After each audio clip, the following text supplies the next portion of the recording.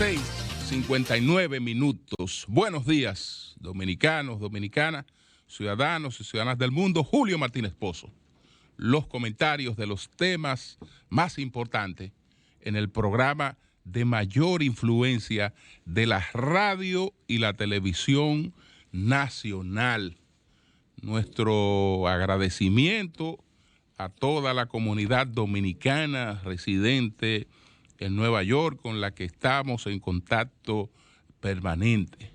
Anoche regresamos al país después de haber participado en el gran desfile en la gran parada del Bronx el pasado domingo, donde estuvimos transmitiendo tanto por Sol como por Telefuturo, Canal 23 y TV Quisqueya para los Estados Unidos. Y ayer desde el Centro de Pediatría 2000 en Broadway y 135, pues con el doctor Juan Tapia, todo su equipo y un grupo de importantes líderes comunitarios dominicanos. Gracias a todos, y ese es parte de nuestro compromiso. Bueno, señores, entre los temas que desarrollamos en el día de hoy está el tema de un conflicto que hay entre los hermanos Julio Curi y Yotin Curi por la marca Yotin Curi y Asociado, la marca pues fundada por su padre. Entonces, esto es un conflicto sobre el que ya hubo decisión hace un tiempo en ONAPI. El licenciado Jotin Curi David, Jotincito, pues fue miembro del Tribunal Constitucional. Después de las decisiones de ONAPI, ha ido ante un tribunal civil con el caso. Creo que hay una decisión distinta a la de ONAPI con relación a este caso, pero todavía esto habrá de aguardar por el tiempo de que se convierta en la cosa definitivamente juzgada. Entonces, todo esto tiene que ver porque, bueno, hay la historia de este conflicto es la siguiente. Vamos a ver aquí que tenemos un resumen de la historia de esta situación que lamentablemente divide a estos hermanos, y hay también una explicación que ofrece ONAPI. La Oficina Nacional de la Propiedad Industrial, ONAPI, en el marco de las atribuciones conferidas por la ley 2000 sobre propiedad industrial y sus modificaciones, cumple con informar al público general que mediante resolución número 094-2017 de fecha 20 de septiembre de 2017, concluyó ante la sede administrativa el proceso relativo a la cancelación del registro número 257.474 de fecha 19 de agosto 2008, correspondiente al nombre comercial Yotin Curi y Asociado, cuyo titular inicial fue Jotin Curi y Asociado S.A., y que posteriormente fue traspasada por dicha entidad a su actual titular, la entidad comercial Curi S.R.L. En dicho pronunciamiento, la Dirección General, como única instancia de la sede administrativa, procedió a confirmar la resolución 274-18 evacuada por la Dirección de Signos Distintivos de ONAPI, y rechazó el recurso de apelación incoado por el señor Jotin Curi David, en razón de que el nombre comercial cuya invalidación se pretendía mediante acción de cancelación fue otorgado en estricta observancia del ordenamiento jurídico y particular de los artículos 117.1, 74 literales y 114 de la Ley 2000 que rigen los nombres comerciales. Es destacar que mediante la resolución 094-217, la oficina estableció la importancia que tienen los nombres comerciales en tanto signos distintivos y como estos, una vez registrados, son activos de propiedad industrial en el marco de la exigencia de la Ley 2000, son merecedores de protección y confieren derechos de exclusiva que están sometidos a las normas. Bueno, en resumen, de lo que se trata es de que Yotincuri Asociado, en vida de su titular, el doctor Yotincuri Elías, pues hizo el traspaso de los derechos de esa marca comercial a la firma Curi Curi SRL. Entonces el ONAPI, al confirmar que es el titular el que estaba ejerciendo ese derecho, al solicitar incluso tanto a Industria y Comercio como a la Dirección General de Impuestos Internos la documentación correspondiente, en estricto apego a lo que establecen los procedimientos para la determinación de la marca, actuó de ese modo.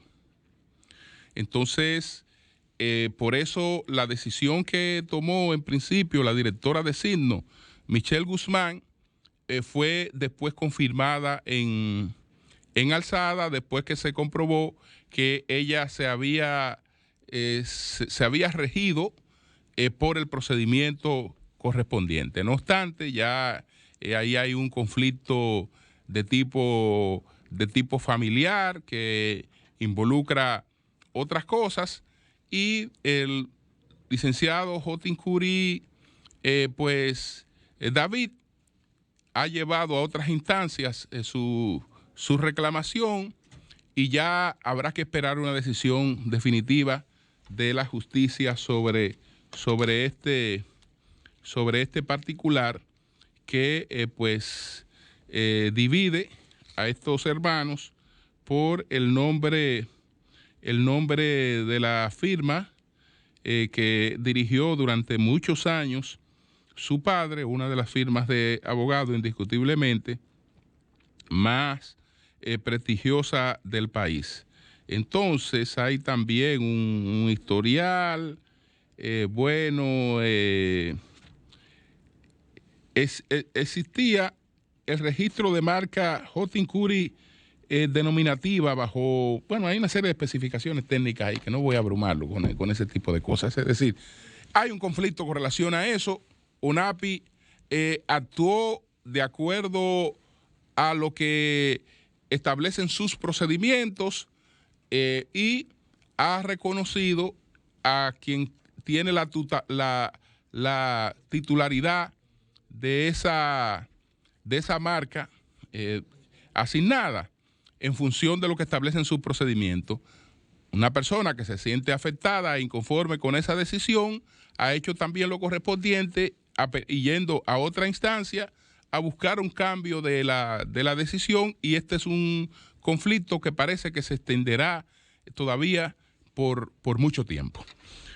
Bueno, por otra parte, hubo una decisión ayer del presidente de la Suprema Corte de Justicia, porque aparentemente en los documentos de apelación de caso Odebrecht, pues se recurría a él como presidente de la Suprema Corte de Justicia para que él per se adoptara algunas medidas de anulación de pruebas y una serie de cosas. Y él se declaró no competente para eso porque entiende que esas deben ser atribuciones del Pleno de la Suprema Corte de Justicia. He aquí algunas de las motivaciones que ha tenido esta resolución que emitió ayer Henry Molina. Es la resolución 2502-2019 de fecha 29 de julio. Entonces, él dice que en cuanto a los incidentes planteados por los imputados Ángel Rondón Rijo, el magistrado indicó que existe una incorrecta interpretación con relación a las disposiciones del artículo 303 del Código Procesal Penal en lo atinente al alcance de la reconsideración que pueda hacer la presidencia con relación a las pruebas excluidas o admitidas en la etapa intermedia. Sobre su pedido de declaratoria de incompetencia de la jurisdicción privilegiada y la declaratoria de nulidad absoluta del auto de apertura a juicio por supuestamente haber sido dictado por un juez a su entender incompetente, Molina Peña remitió la solicitud al Pleno de la Suprema Corte de Justicia para que sea debatido y proceda de la forma correspondiente. Una nota de prensa indica que el presidente de la Suprema Corte de Justicia fundamentó su decisión indicando que de conformidad con el artículo 59 y siguiente del Código Procesal Penal, dicha solicitud debe ser conocida por el tribunal y cuando el código habla del tribunal excluye la facultad del presidente a modo de juzgador unipersonal, es decir, que este asunto debe ser resuelto por el Pleno de la Suprema Corte de Justicia. Entonces, sobre el pedido de Andrés Bautista, quien pidió la exclusión probatoria, el juez Molina reiteró que los procedimientos de exclusión probatoria no entran dentro de la competencia del presidente del tribunal. Estableció que el presidente del tribunal, como encargado de preparar el debate, se encuentra impedido de convertirse en un juez de la instrucción y evaluar pedimentos de exclusión que fueron rechazados o acogidos por el juez de la etapa preliminar, ya que el proceso penal no se retrotrae bajo argumentos de saneamiento tal y como prohíbe el artículo 168 de la norma procesal vigente. A lo anterior se agrega que toda prueba admitida en el auto de apertura a juicio solo podrá ser atacada ante el Pleno del Tribunal y no ante el presidente en vista de las facultades de jurisdicción colegiada, las cuales fueron descritas procedimentalmente. Bueno, él no ha tomado ahí no hay nada de fondo. Él lo que plantea es que cosas que le están siendo solicitadas en su condición de presidente de la Suprema no son cosas que puedan ser decididas por él, sino que tocan al Pleno de la Suprema tomar decisión sobre el caso de ese mamotreto que se llama Expediente Odebrecht. Una cosa tan bien hecha que ahí hay varios imputados. He visto, por ejemplo, en el caso de Conrad Pitaluga, para citar solo un ejemplo, pero son varios, pero en el caso, por ejemplo, de Conrad Pitaluga, que fue enviado a juicio de fondo por cosas de las que el Ministerio Público no le acusó. Es decir, él tiene varios tipos penales en la acusación que no formaron parte de la acusación del Ministerio Público. Al no formar parte de la acusación del Ministerio Público, tampoco él se defendió de esas cosas, de alguna de esos tipos penales por lo que se le ha enviado a juicio. No quiero decir que todos hayan sido así, sino que en la acusación fue tan bien hecha que lo están acusando de varias cosas que no estaban en la acusación del Ministerio Público. Y por lo tanto, frente a esas cosas, no ejerció su defensa. Y todo el mundo sabe que en derecho eso es catastrófico. Catastrófico. Entonces, bueno, había la necesidad de un bendito expediente, esos son todos los que están. Después supimos que esos no eran todos los que estaban, que eso no era todo lo que eran, que los que están allí, en la mayoría de los casos, responden a que un individuo dijo en una delación premiada que él se supone que Sustanejo, como se juntaba con Perencejo, tal vez recibió algún tipo de compensación, pero que él no lo puede probar. Y entonces después vimos que los documentos de la caja 2 eran más explícitos.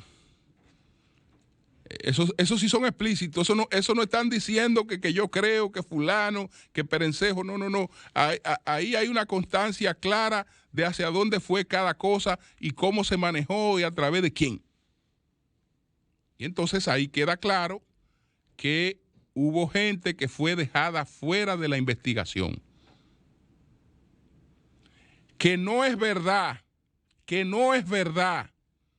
ningún momento se planteó que los sobornos se entregaban a través de una persona, que como plantean muy bien esas revelaciones que hizo o que de las que se hicieron a través del Consorcio Internacional de Periodistas de Investigación, como se explica claramente ahí y se ve, hasta el ciego ve, que los canales de las coimas eran diversos, muy diversos, que no era verdad que había un canal único.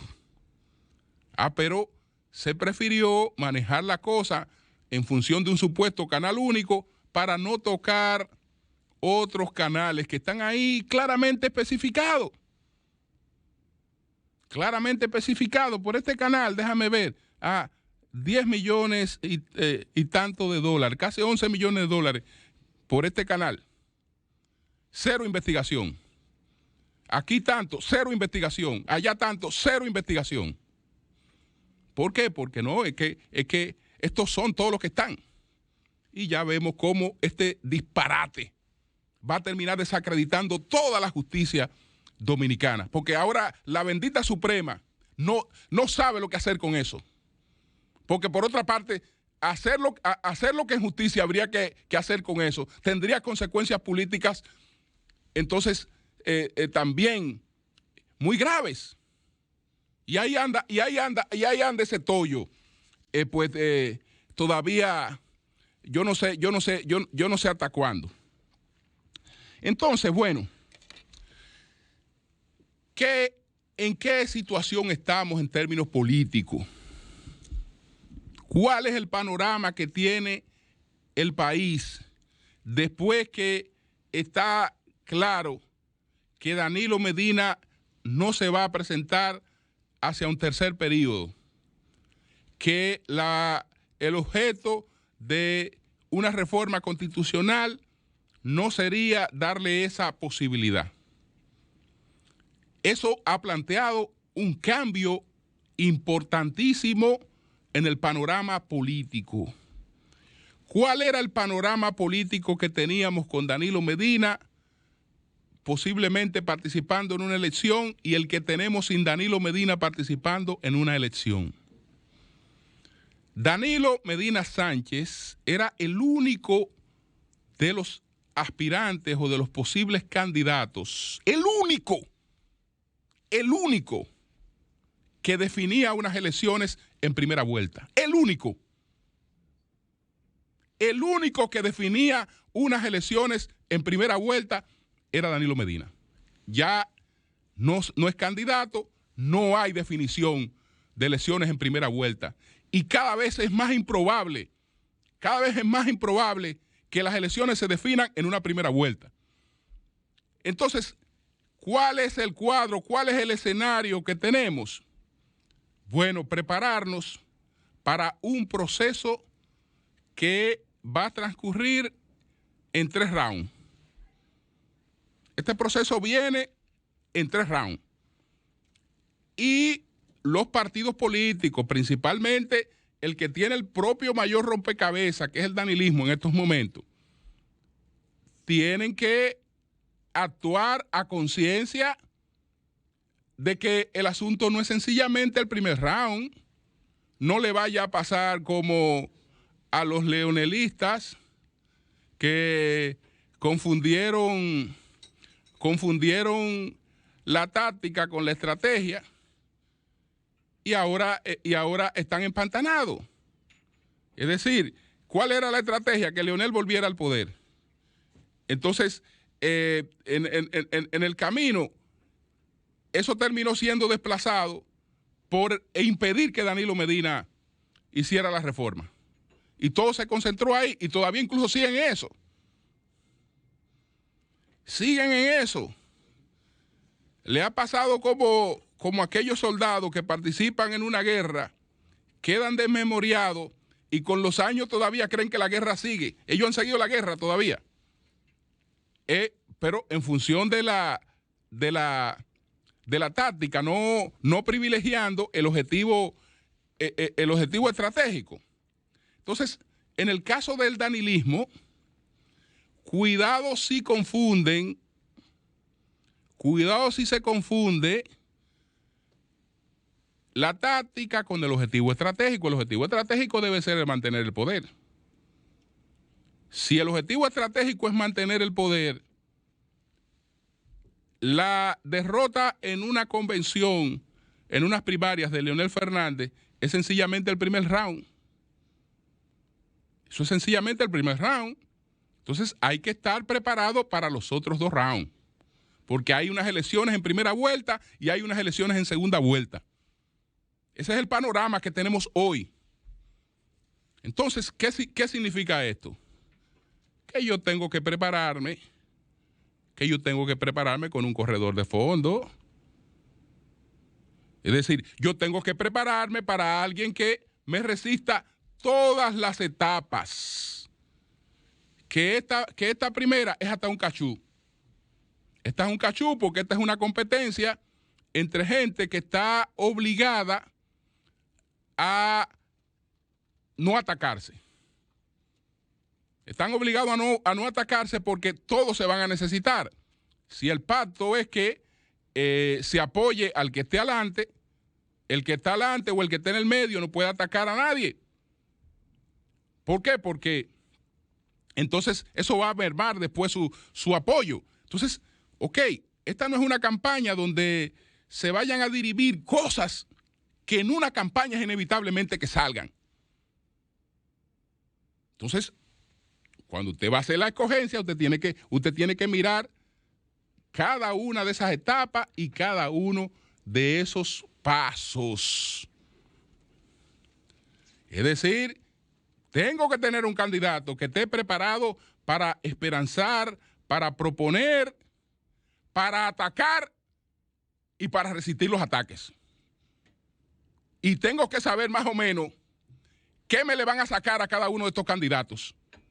Y yo tengo que estar preparado para eso en estas 3 etapas. No sencillamente en la etapa que tengo durante unos días. No. Y las otras etapas. Porque si se gana una etapa y después no se pueden ganar las otras 2, entonces va a ser un fracaso. Y la responsabilidad de la salida del poder del PLD, ¿quién la va a tener? ¿Quién va a tener encima esa responsabilidad? Entonces, eso es un asunto que tiene que pesar. Ustedes tienen que reflexionar muy bien en la escogencia de su candidato, quién está preparado o cuáles de ellos están preparados para las 3 etapas que no son nada fáciles. La más fácil es la inmediata. Esa es la más fácil, la inmediata, pero ¿y las otras? Otro aspecto también que hay que tomar en cuenta, y yo creo que en su momento, el liderazgo del presidente tiene que imponerse. ¿Qué es lo otro que hay que tomar en cuenta? ¿Por qué había un grupo de candidatos que estaban aspirando? Porque el presidente se los había pedido. Y él mismo los dijo en su discurso. Cuando les explicó que él no se iba a presentar como candidato, les pidió que salieran a aspirar. Y salen todos avalados y a petición de él. A jugársela, a hacer el trabajo, a correr el riesgo. Avalados por él. Varios dejaron su puesto y salieron a correr el riesgo avalados por él. Entonces, esa gente que salió porque el presidente se lo pidió. Porque el presidente se lo pidió, ellos salieron a hacer campaña por sus candidaturas. Pero él le pidió eso mismo a otros y no lo hicieron. No salieron a correr el riesgo. No dejaron el puesto para salir a hacer lo que los otros hicieron. No. Aguardaron, lo que fuere. No creo que había más lealtad o menos lealtad en que él saliera, en que no saliera. No. Yo creo que ahí la lealtad frente al presidente, no está en juego. Eso no está en juego ahí cuando se hace la evaluación individual de cada una de esas personas que está en la aspiración. Entonces, eso no deja de marcar un compromiso de parte del presidente, porque si esta gente salió porque yo se lo pedí, si esta gente se arriesgó porque yo se lo pedí, se arriesgaron porque yo se lo pedí, entonces, ¿qué hago? Que llega la etapa final y yo voy a permitir que el propio Estado venga encima de gente que yo estimulé para que saliera a aspirar. No, yo tengo que ser equilibrado en esto. Yo tengo que ser equilibrado en esto. Tengo que ser equilibrado porque sería una injusticia porque estudiando cualquiera pasa y todo el mundo sabe que hay mecanismos de ventaja que son asociados a una serie de cosas.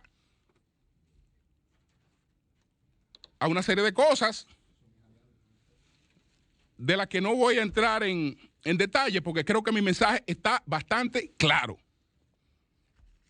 Entonces, esas tenemos. Vamos a ver cómo se desarrollan los acontecimientos en el Partido de la Liberación Dominicana. Tenemos entonces la rueda de prensa que dieron ayer los leonelistas para oficializar lo que ya algunos de los voceros habían venido planteando. Es decir, toda la clase política está de acuerdo, aunque digan que no, y el PRM puede decir 1000 veces que no, están de acuerdo con la rehabilitación de Danilo Medina. Aunque ellos digan que no, están de acuerdo. ¿Por qué? Porque ellos están propiciando una reforma. La única forma de conseguir esa reforma pasa por tener los votos de la mayoría danilista, para completarlo con los votos que ellos tienen, para unificar las elecciones. ¿Cuál es el pacto? Una cosa para mí, una cosa para ti y una cosa para la sociedad civil y punto. Un punto para ti, un punto para mí y un punto para la sociedad civil. Entonces, ¿puedo yo querer el punto mío sin darte el punto tuyo? Aunque yo diga que no lo quiero y ni estoy detrás de eso. No, porque entonces no hay reforma. No hay reforma. Pero ellos han planteado que no están de acuerdo. Este no es el momento, etcétera, etcétera.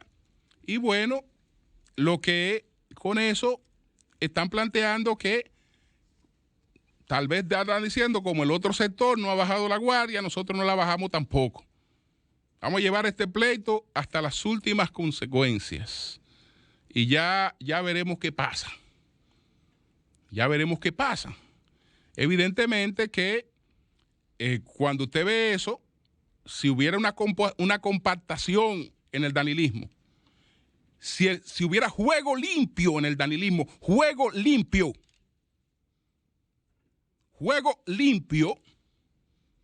y hay compactación, pues indiscutiblemente que la situación se torna mucho más complicada porque en medio de ese escenario es evidente que es una declaratoria de guerra.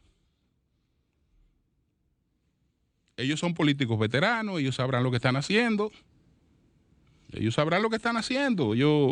El que ensilla su caballo sabe cuál es la ruta que tiene, sabe para dónde va El que ensilla su caballo sabe para dónde va. Ellos están ensillando su caballo, lo siguen ensillando contra Danilo.